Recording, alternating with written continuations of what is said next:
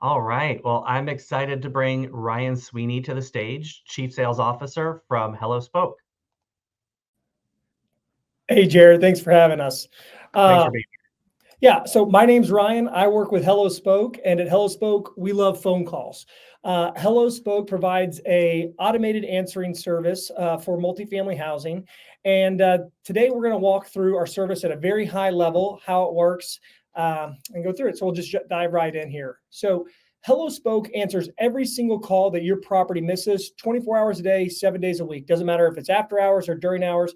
HelloSpoke's going to be there to answer your call and provide the same professional, consistent greeting anytime your staff's not able to answer that call for those prospects or residents. Anytime a call comes in, we're going to take a message and then we're going to deliver that message to you via email. So all the things that we're going to show you today, you're going to be able to have the access to. But a lot of our customers love the fact that they don't even have to log into HelloSpoke in order to use our service. Like I said, every message is delivered via email, and that's how most of our folks interact with our service. So we're going to start with our email. And every message that's left, we email to you instantly. We give you a copy of that message here with the property name, the message type. We give you a copy of the message attached as a WAV file. And then we give you the ability to open up a work order with RealPage, Yardi, and Entrada. Going down, you're able to see the date and time, the caller ID, and you're able to see one of our most loved features is the transcription of the message. So we're going to transcribe that voice into text. And then based on that transcription, if they're calling about an overflowing toilet, we're going to pick out keywords: toilet, flush, water, overflow. We're going to categorize that as a plumbing call. And based on that being a plumbing call, it makes it a little bit easier to open up that work order. You can see on the right side here, that transcription is not just in English. So we're able to transcribe that message also in Spanish, allowing you to highlight that text, right click, and then translate to English. So if your prospects or residents happen to leave their message in Spanish, you're able to still help them and respond to those.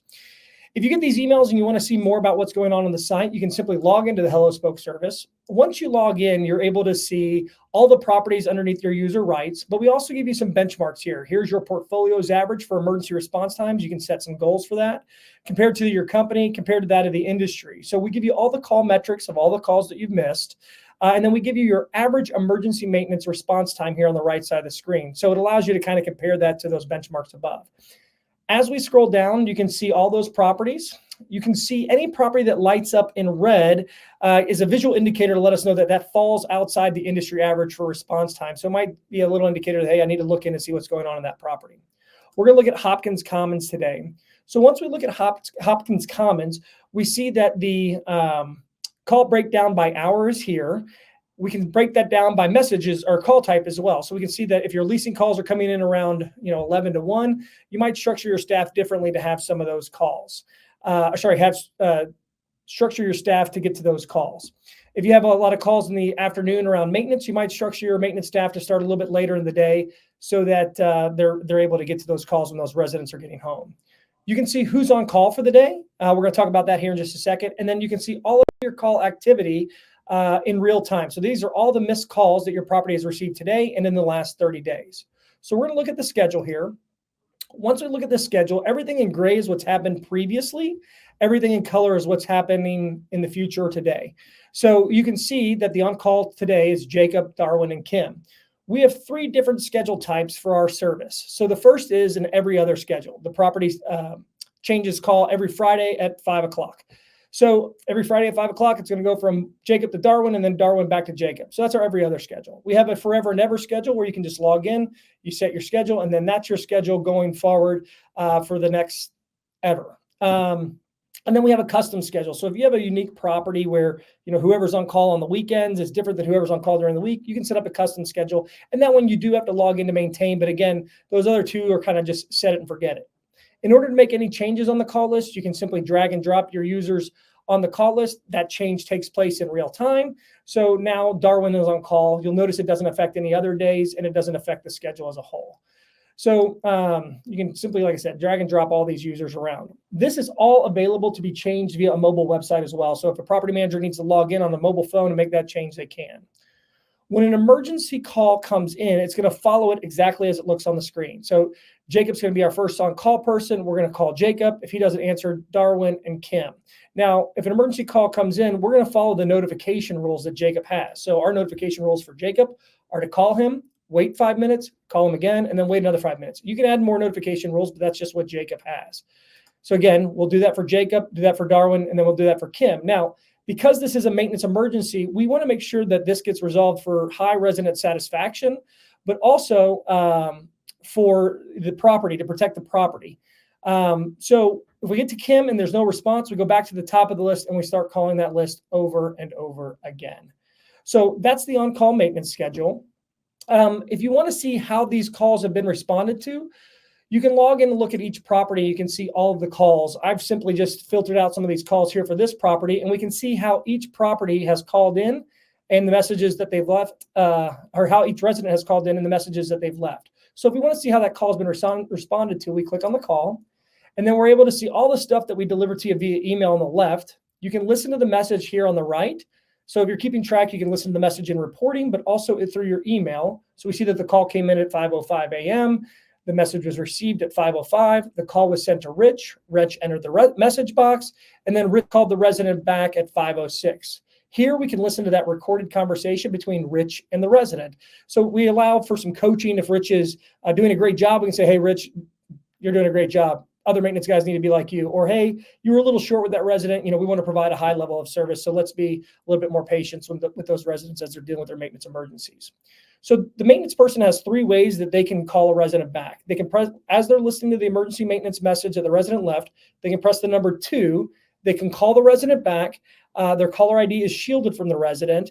And then they can do a little triage. Hey, that toilet's overflowing. Reach behind that toilet and shut off the water. So that's calling the resident back. If this is an issue like a HVAC or a thermostat that just needs to be reset, they can press the number 3 as they're listening to that message. It sends an automated greeting back to that resident. And it says, thank you for your call. A technician is en route to the property now. It lets the resident know that their call has been responded to, but it also stops the escalation to other people on the maintenance list. And then one of our favorite features for our maintenance technicians is if there's a nuisance call about like a garbage disposal that smells, that's not a maintenance emergency at 2:00 in the morning. So Rich can press the number 4 on his phone as he's listening to that message, and it sends an automated call back to the resident that says, thank you for your call. However, we don't consider this to be a maintenance emergency, and we'll respond to this during the next business day. So those are the 3 ways that they can respond, and then each way that they respond is also noted over here on the left. So it can say, call back, or acknowledge that they were on their way, or acknowledge that it wasn't a maintenance emergency. And our new feature that we're introducing that we're really excited about is Lou. So Lou is an automated maintenance technician. So what Lou does is it filters calls based on some parameters that we set in place. One of the common concerns that a lot of prospects and customers have for our service is, what's to keep a resident from leaving a non-emergency message in the emergency mailbox? And the short answer is there really isn't.